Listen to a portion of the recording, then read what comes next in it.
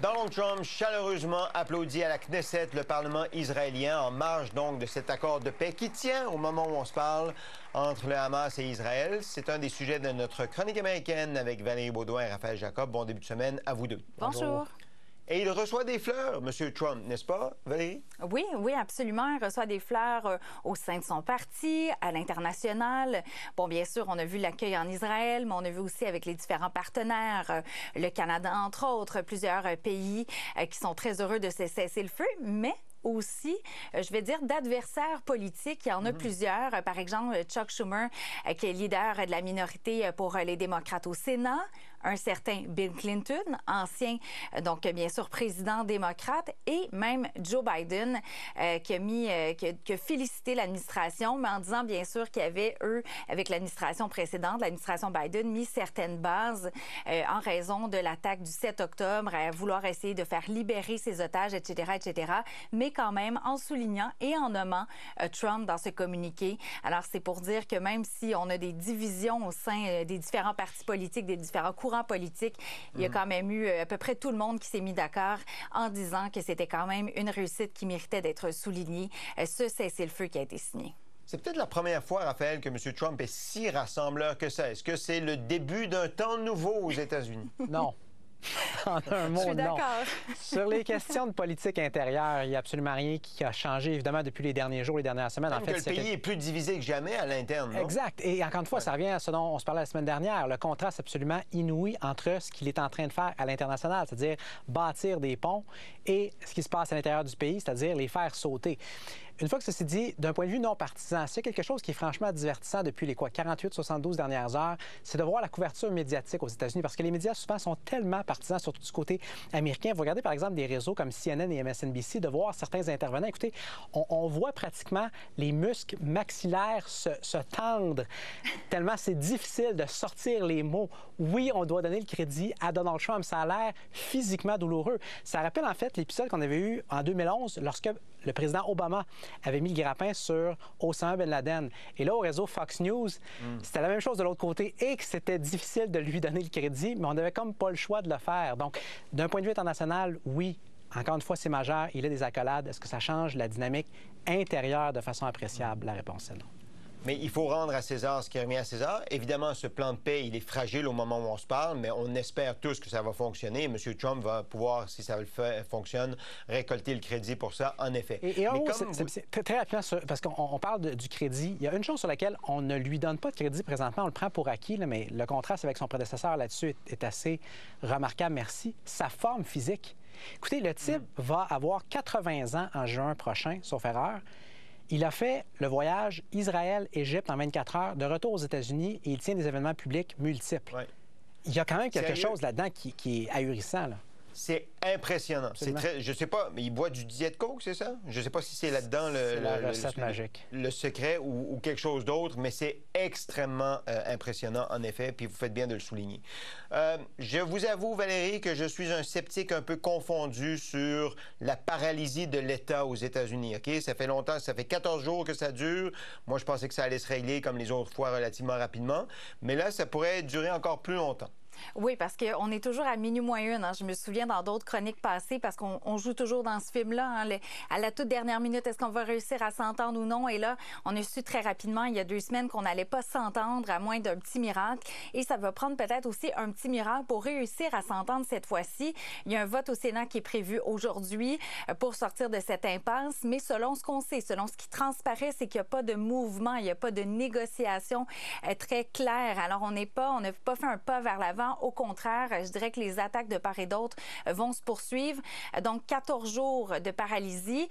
Dans les dernières nouvelles qu'on a eues, on a quand même annoncé que les gens de l'armée américaine allaient quand même être payés, qu'on avait des fonds pour ça.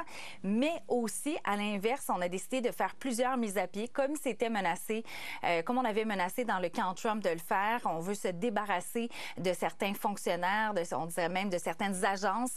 Et ça aussi, c'est contesté, comme à peu près plein d'autres décisions devant les tribunaux américains. Puis on voit qu'il y a une coche supplémentaire aussi là, dans les tensions entre les deux camps pour pouvoir trouver une sortie de crise. Et je comprends que c'est...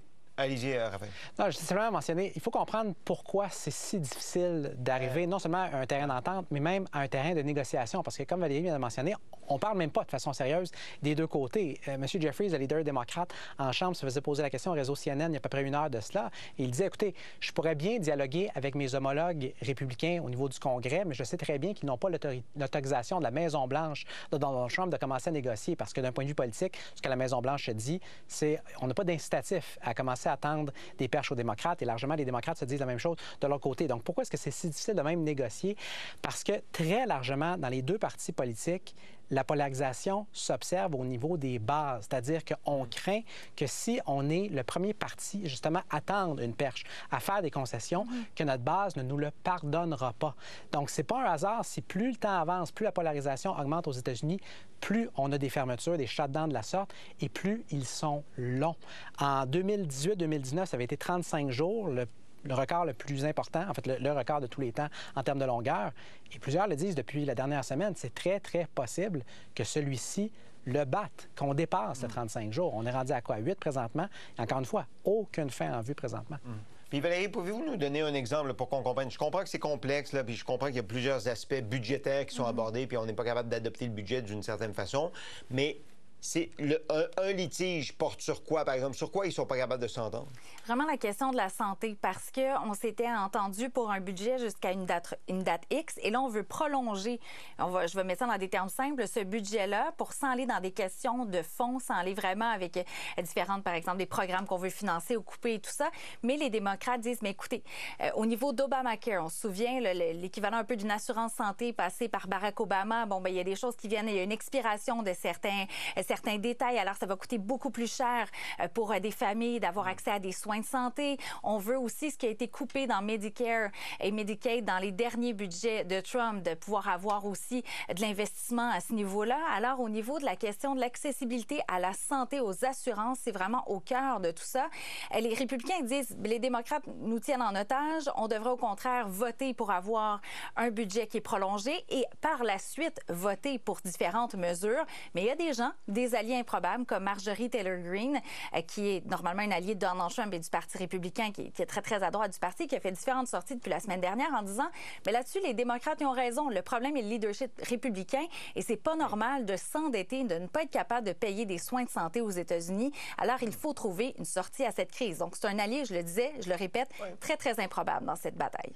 Oui, mais intéressant quand même. J'ai eu de la difficulté à suivre en fin de semaine, Raphaël, les tarifs sur la Chine. M. Trump, il en a imposé des nouveaux tarifs, puis après ça, il a adouci sa position. Enfin, expliquez-nous. Vous savez pourquoi vous avez de la misère à suivre, Sébastien? Parce que c'était impossible à suivre. Donc, c'est pas le seul. Merci de me rassurer. Je vous rassure, même les journalistes qui étaient à bord d'Air Force One qui posaient les questions au président, eux-mêmes avaient par moments l'air confus. Écoutez, on monte, on descend, on monte, on descend. En date d'aujourd'hui, cet après-midi, ce qu'on comprend, c'est qu'il y a des nouveaux droits de douane, tout au moins des nouveaux droits qui ont été imposés sur les ports, PORTS. Donc, évidemment, ça vient compliquer les échanges commerciaux entre les deux pays. En même temps, lorsqu'on parle des tarifs que Trump a menacés, là, on parle du 1er novembre. Donc, quand on regarde le calendrier, c'est dans quoi, à peu près 3 semaines à peine. Ce que Trump dit depuis 24-48 heures, c'est que pour lui, le 1er novembre, c'est une éternité. Donc, étant apparemment au moins un petit peu conscient du fait qu'il change souvent d'avis, ce qu'il dit, c'est « je les menace présentement ». Mais c'est très possible qu'on recule au final. Donc, la simple réponse, Sébastien, c'est qu'on ne sait pas où est-ce qu'on s'en va avec tout ça présentement. Mais il y a une menace dans l'air, quand même. Une nouvelle. C'est ça qu'on comprend. Oui. D'accord. OK. Les amis, merci de m'avoir expliqué tout ça. On se donne rendez-vous demain. À demain. Bon après-midi.